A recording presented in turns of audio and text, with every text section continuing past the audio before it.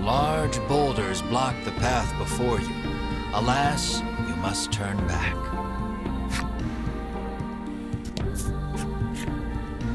Looks like it's too early to come. You won't be able to climb that mountain.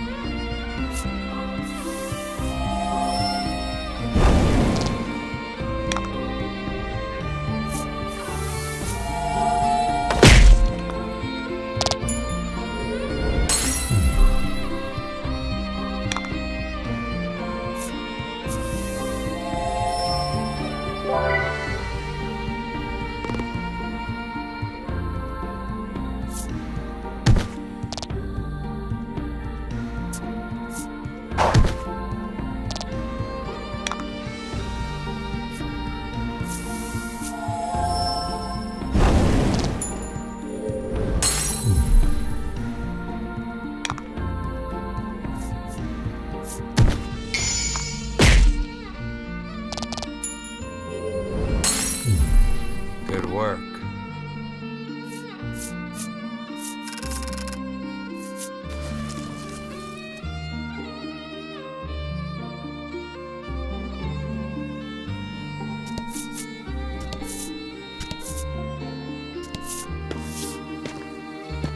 You take the lead, taking in the island's scenery.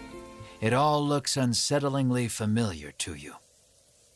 A white-hot streak of pain shoots through your head, feeling as though your skull will split in two. You grab your head as if holding it together and drop to your knees. The searing pain erases any hope of recalling the memory that felt primed to return to you.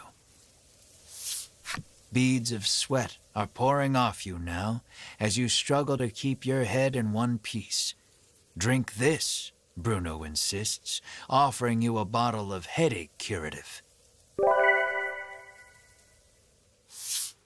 You greedily drink it down, desperate for relief. The pain begins to ebb, and you hurriedly resolve to press on.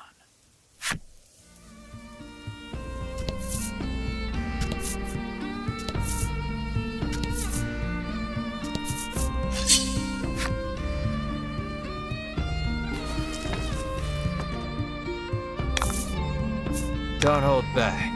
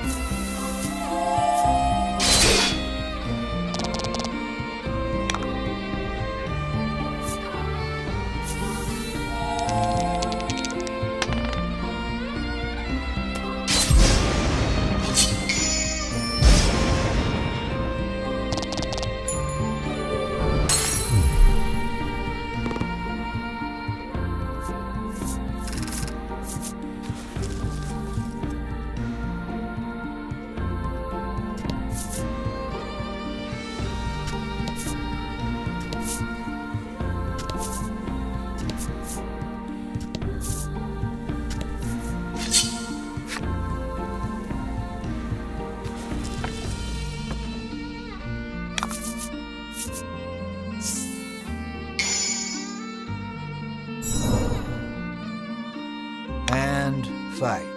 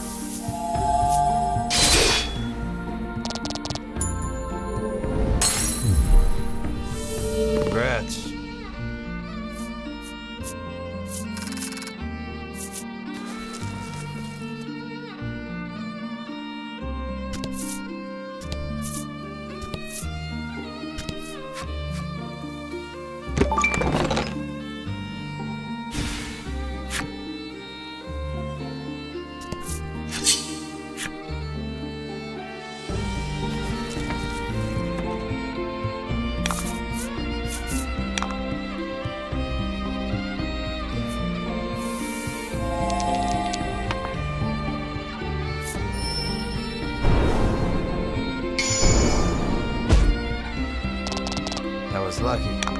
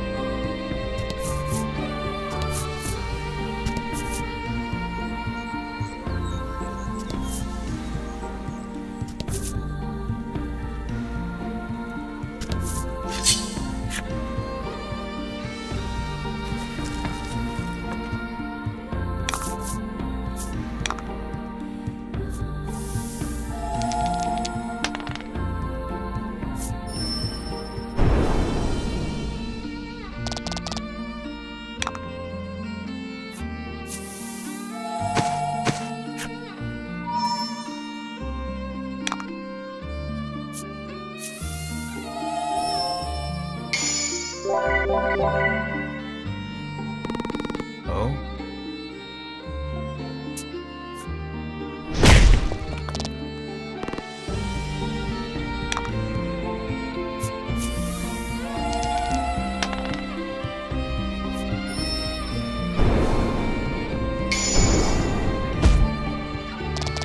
Nice work.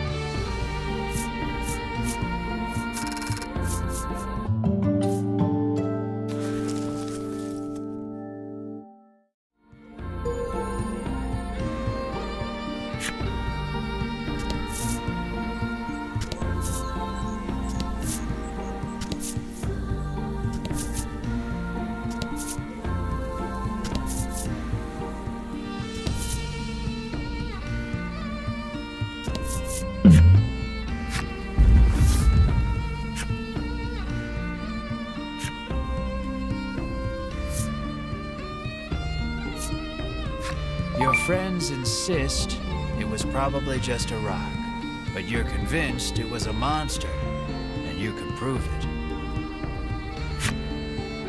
The rock adroitly avoids crashing into anything as it falls. Only monsters can move like that. Your friends breathe a sigh of relief as the monster hurtles ever farther away.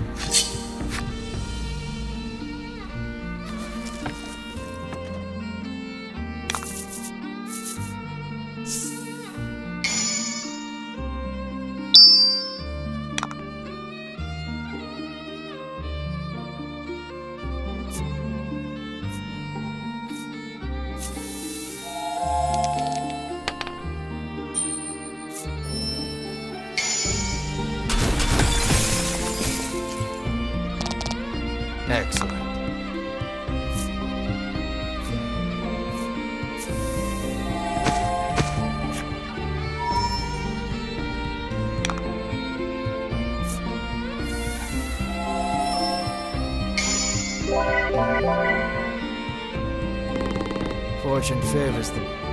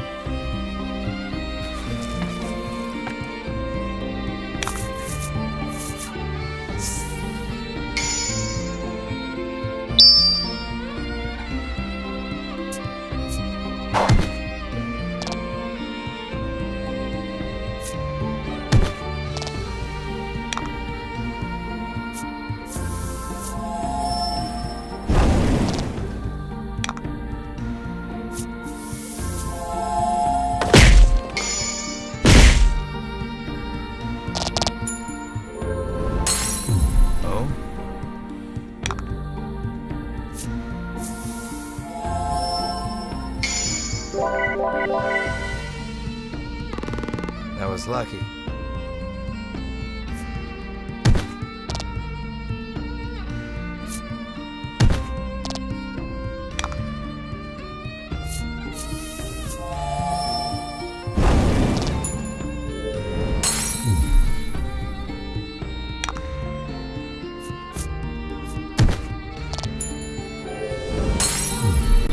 You did great.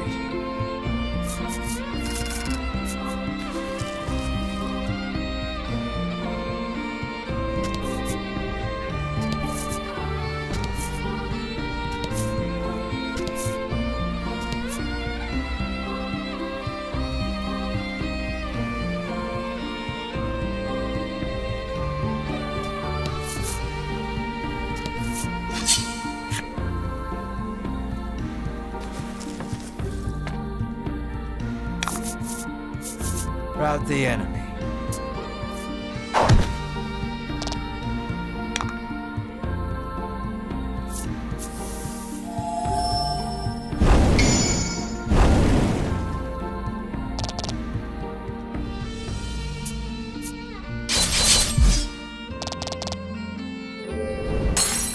Ouch.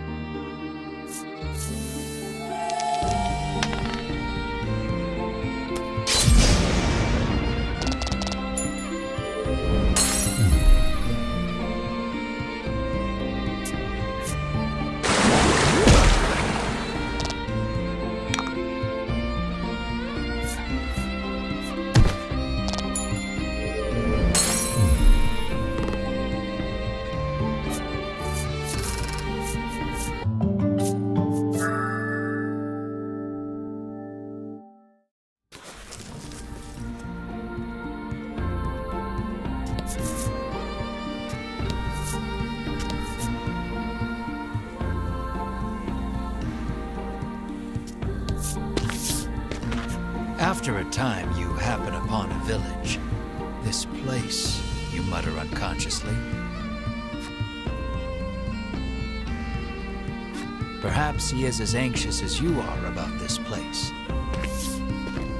You two okay? Melanie asks. You open your mouth to reply. Only to notice the ambush a moment too late. Repel the monster attack.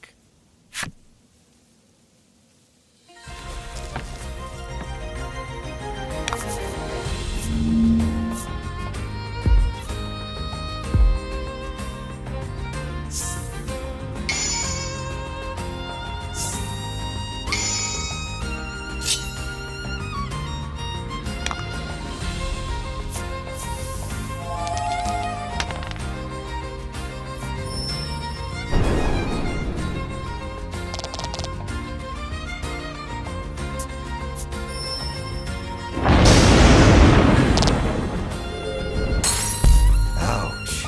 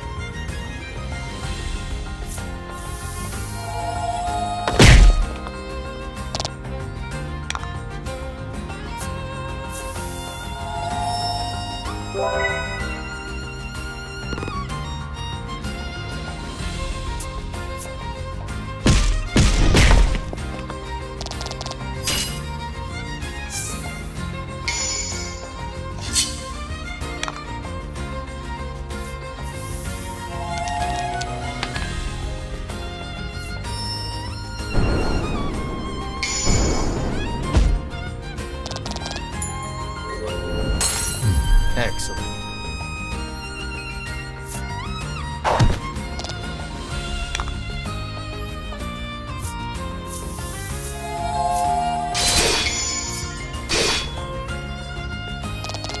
That was lucky.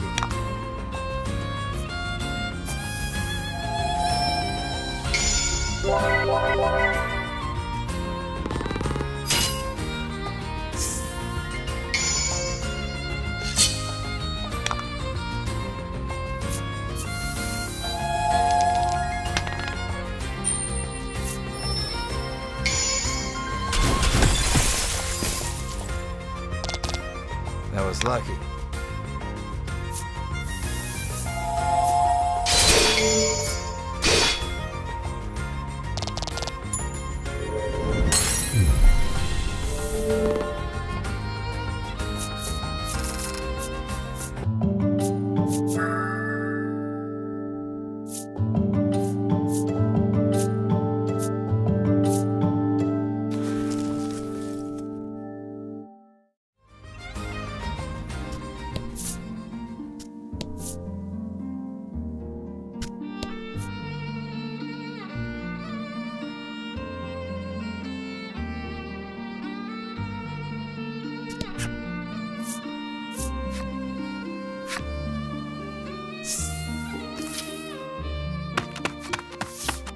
You are accosted by a man the instant you set foot in the village.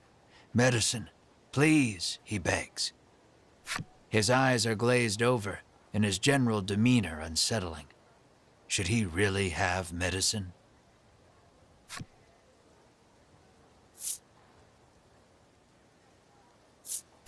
You give him a glimpse of the medicine. "Nothing in this life is free," you sneer. Your callousness is swiftly punished as the medicine slips from your grasp and clatters to the ground. The man runs off to who knows where, making noises that can only be described as inhuman.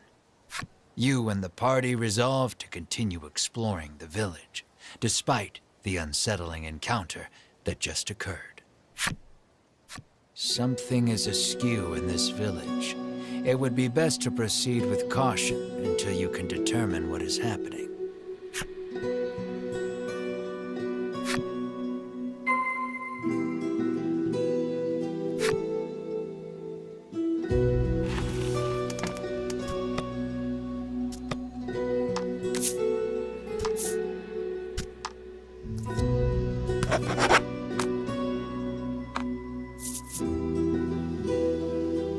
Tight to countless medicine bottles in his hands. He insists that they all belong to him and refuses to share them with anyone.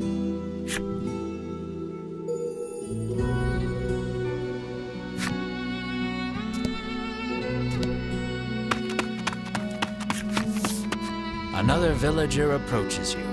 Though his speech is slurred, the demand remains the same: medicine.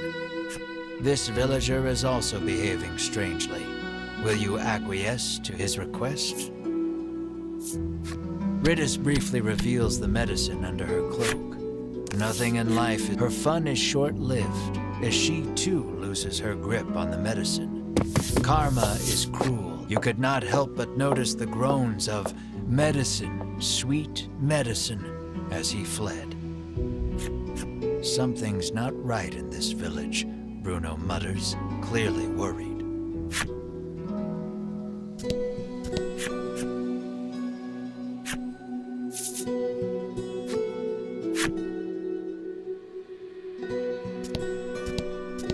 You hear a panicked cry up the road. "Stay with me. Focus on me." That can't be good.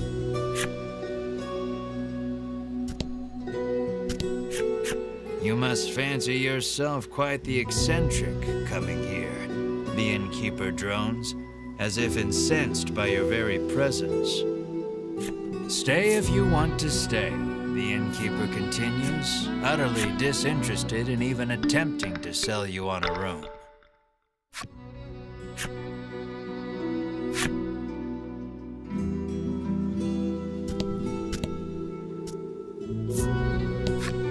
The old man sighs.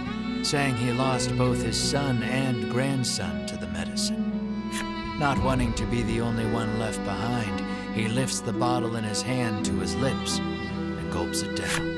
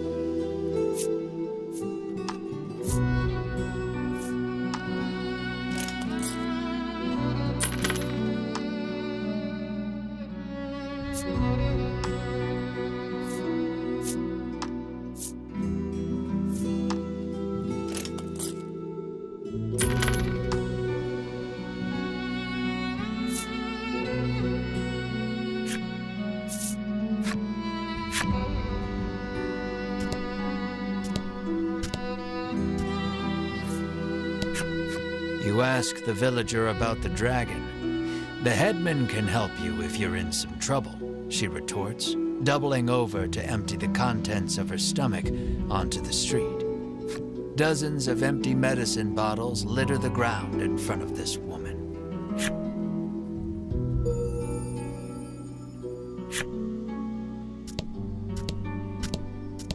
There isn't a soul about.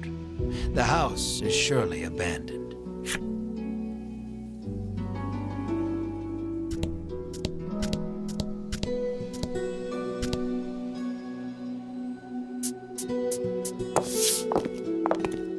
You arrive on the scene to find a man collapsed in the street, convulsing.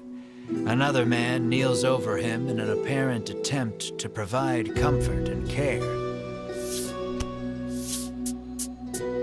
The nobleman wears impressive white armor befitting a knight. He continues talking to the fallen man as he provides emergency care. Seeing the knight's devotion makes you feel a bit like a putz for doing nothing.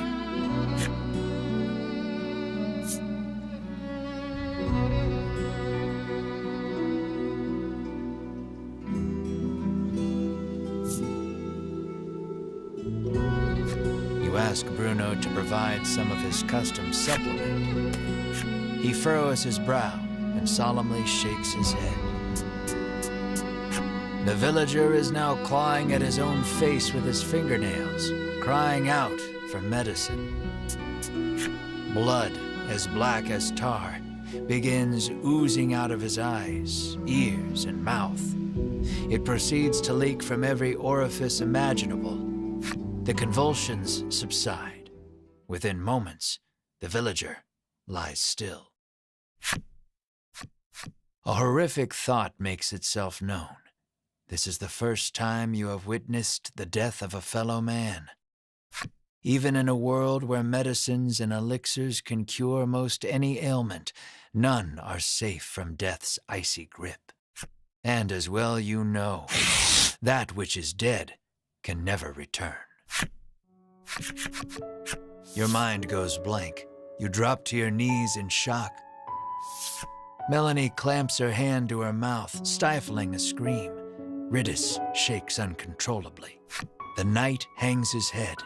Bruno nervously asks, "What are you?" The knight's name is Sherwin. He identifies himself as a member of the Ivory Order. His travels brought him to this village where he has been caring for the ailing residents. His face contorts in disgust. If not for these foul drugs, they would be healed. He spits and takes his leave. Bruno gazes upon the villager's corpse with a look of apparent realization.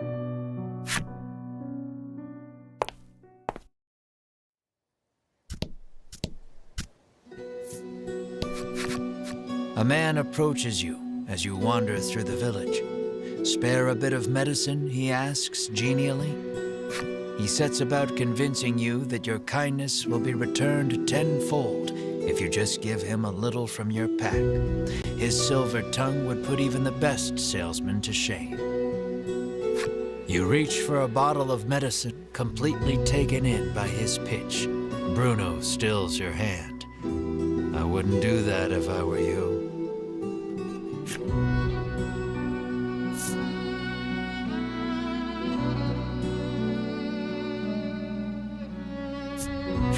"Why do you want it so badly?" you ask. "He first came in contact with it as a child. His parents paid him no mind.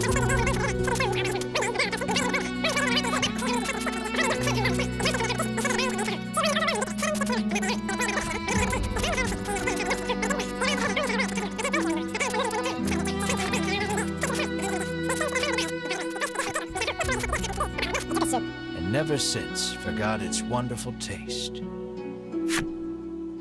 You are fully invested in this story, and desperate to give the man some small comfort in this cruel, cruel world.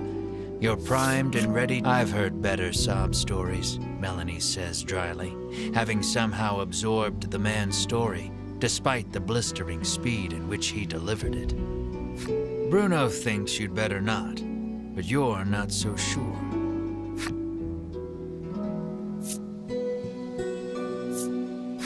The man smiles deliriously as he watches the bottle enter his outstretched hand. Not one moment later, he is gone. He appears to have dropped something peculiar in his haste.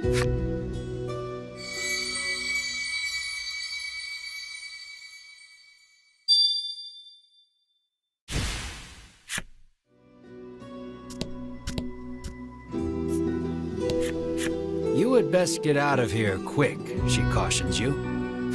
"If you stay here, then you too will," she begins, then suddenly starts cackling.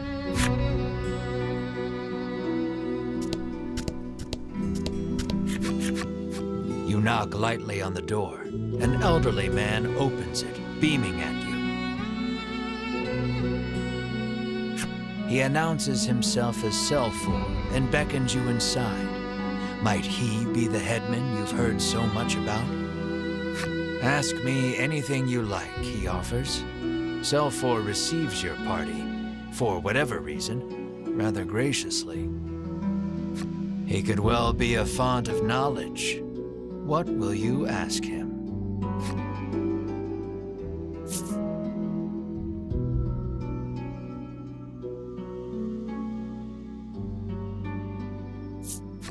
You make mention of the village's eccentricities.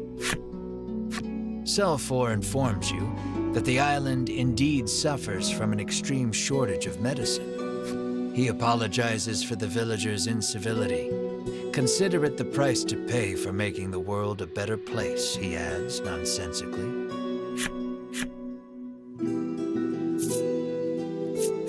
You ask if he is the one in charge of the village. It's true that the villagers call him their headman, but I feel compelled to correct the record and state that my official title is overseer. You ask if he has seen the dragon. "Why, yes," he says. "He returned to this island just the other day." "Oh, but don't worry," he continues. "He hasn't caused us too much trouble. Needless to say, this does not comport with your understanding of the dragon." You notice Melanie lift an eyebrow at his use of the word returned. At any rate, the dragon's presence on the island is confirmed. You quietly celebrate the first credible lead you've yet received. Your questions satisfactorily answered, you thank Selfor and turn to leave. He asks you to stop. "We have yet to discuss the terms of your living here," he declares.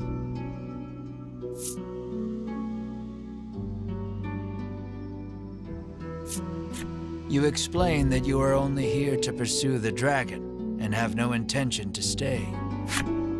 Selfor begs your forgiveness for thinking you were newcomers. It's perfectly understandable, though, what with the non-match among you, he says with a sneer.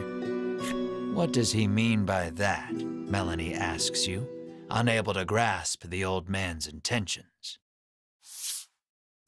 For reasons unknown, you feel the blood drain from your face. Your breathing grows ragged and you break out in a sweat. We're done here, you say defiantly, as you storm out of the house. Mar runs after you, chirping frantically. Melanie and the others give chase, but you and Mar are well out of sight by the time they make it outside. The two can't have gone far, though. It may be best to first search the village.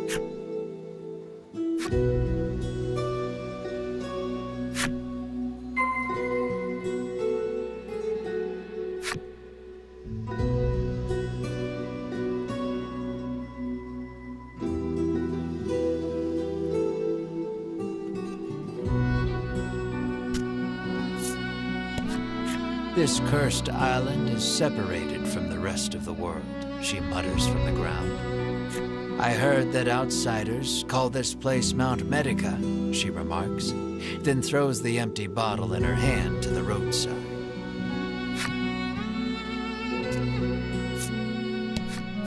The villager turns to face the wall once more and smacks his head against it repeatedly. His forehead is soon covered in blood. We have to find the others first, Melanie insists.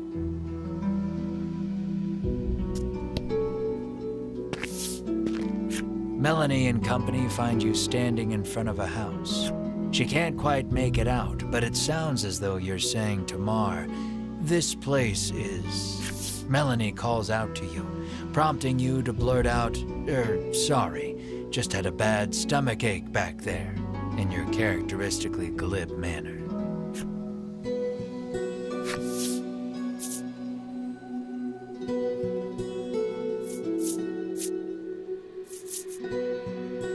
She surveys you both and sees two haggard travelers unwilling to admit they're in need.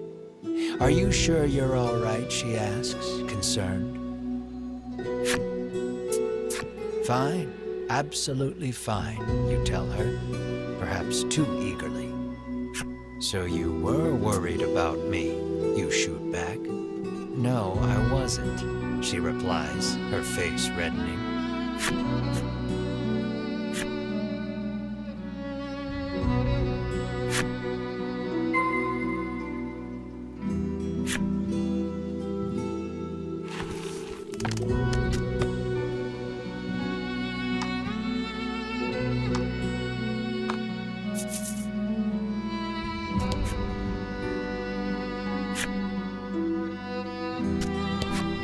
"Don't touch me," he shouts, threatening anyone who comes close.